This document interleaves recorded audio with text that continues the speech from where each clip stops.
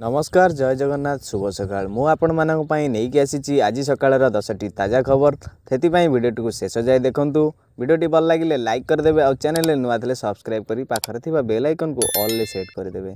तो चलंतु डेरी नगरी वीडियोटी को स्टार्ट करिबा। बुधवार ठू 4 दिन पाग परिवर्तन बिजुली घड़घड़ी सहित वर्षा संभावना।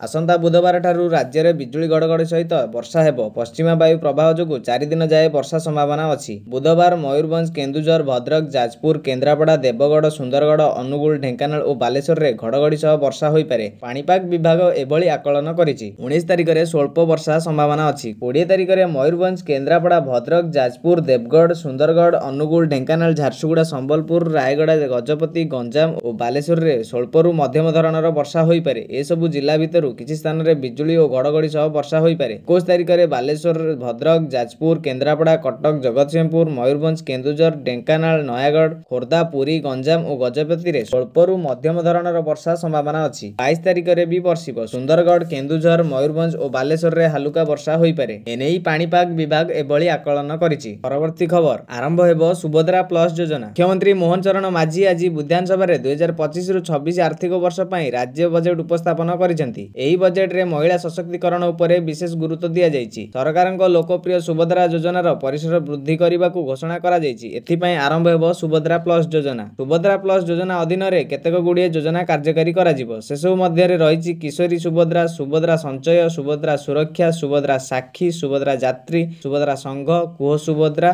सुभद्रा सहयोगी, सुभद्रा स्कॉलर, सुयोग्य सुभद्रा। सुभद्रा योजना पई बजेट रे मोट 10,145 कोटी टंकार व्यय बराद करा जायछि। महिला मानक निरापत्ता और सुरक्षा पई सुभद्रा सुरक्षा योजना आरंभ करा जिवो। एही योजना पई 153 कोटी टंकार व्यय बराद करा जायछि। मुख्यमंत्री घोषणा करथिले जे ए पर्यंत प्राय 98 लाख महिला को सुभद्रा सहायता पाइछन्ती ओ ए बाबद रे सरकार प्राय 4,900 कोटी टंका व्यय करि सारलेनी। परवर्ती खबर आसिला खुशी खबर एणिकी नवम दशम पिला को मिलिबो मध्याह्न भोजन। 2025-26 आर्थिक वर्ष लागि मुख्यमंत्री मोहन चरण माझी सोमवार विधानसभा रे पूर्णांग बजेट उपस्थापन करिसेंती। बजेट रे मुख्यमंत्री पोषण शक्ति निर्माण पई 646 कोटी व्यय बराद करा जायछि। मध्याह्न भोजन रे एणिकी पिला को मिलिबो लड्डू। नवम और दशम श्रेणी पिला भी मध्याह्न भोजन खाइबे। सप्ताह को गोटे अंडा और 3टी लड्डू मिलिबो। प्रोटीन और आयरन मिश्रित लड्डू सरकार जोगाइबे बोली बजेट रे घोषणा करा जायछि। परवर्ती खबर पीएम आवास योजना को नहीं बजेट रे बड़ घोषणा। 5 लाख घर पई खर्च हेबो 4,500 कोटी टंका। आसिला 2025-26 आर्थिक वर्ष पई पूर्णांग बजेट आज विधानसभा रे बजेट उपस्थापन करिसेंती मुख्यमंत्री मोहन चरण माझी। तारि भितरे बजेट रे प्रधानमंत्री आवास योजना को नहीं एक बड़ घोषणा करिसेंती। से कहिसेंती छात घर प्रत्येक परिवार आवश्यकता एवं अधिकार अटे। ग्रामांचल समस्त योग्य परिवार को पक्का घर जोगाई देबाकू आम सरकार प्रतिश्रुतिबद्ध। प्रधानमंत्री आवास योजना ग्रामीण अधीन रे 5 लाख घर निर्माण पई 4,500 कोटी टंका आवंटन करबाकू मु प्रस्ताव देउछि। एहा व्यतीत विशेष भावे दुर्बल जनजाति गोष्ठीर उन्नति पई पीएम जनमन अधीन रे 200 कोटी टंका आवंटन करबाकू प्रस्ताव रहिछि। अन्यपटे दारिद्र्य सीमारेखा तले रहुतिबा गरीब परिवार को पक्का घर जोगाई देबा पई अंत्योदय गृह योजना नाम रे एक नूतन योजना आरंभ करा जायछि। एथि पई मोट 7,550 कोटी टंकार व्यय अनुमोदन करा जायछि। आसंता 3 वर्ष रे अति कम रे 2,25,000 नूतन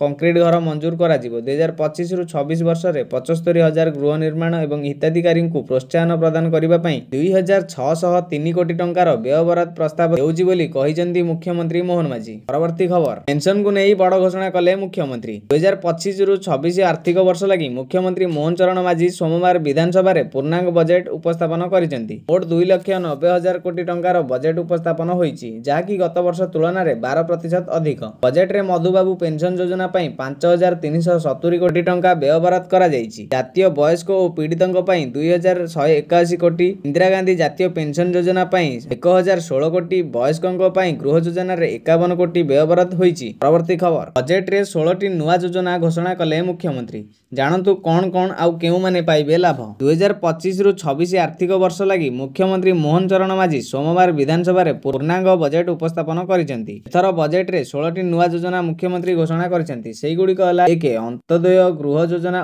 पई 2,603 कोटी। 2 सुभद्रा सुरक्षा पई 153 कोटी व्यय बराद। 3 श्री जगन्नाथ दर्शन योजना पई 30 कोटी टंका। 4 उत्तर ओडिशा विकास परिषद पई 200 कोटी टंका। 5 दक्षिण ओडिशा विकास परिषद पई 200 कोटी टंका। 6 ओडिशा पुष्टि मिशन पई 100 कोटी टंका। 7 बकुल वन उन्नयन योजना पाई 50 कोटी टंका। 8 आम शिमिलीपाल योजना पाई 50 कोटी टंका। 9 आदर्श मंडी व्यवस्था पाई 50 कोटी। 10 शहीद लक्ष्मण नायक आदर्श विद्यालय पाई 100 कोटी टंका। 11 प्रवासी ओडिया और संपर्क पाई 110 कोटी। 12 मुख्यमंत्री कन्या विवाह योजना पाई 12 कोटी टंका। 13 स्वच्छ ओडिशा योजना रे खर्च हेबो 261 कोटी टंका। 14 आमे पढ़िबा आम भाषा रे योजना पाई 25 कोटी। 15 अटल बस स्टैंड योजना पाई 1266 कोटी। 16 समृद्ध सहर योजना रे खर्च हेबो 408 कोटी टंका। दर्शक बंधु वीडियोटी को शेष जाय देखिथिबारु आपण मानकु धन्यवाद।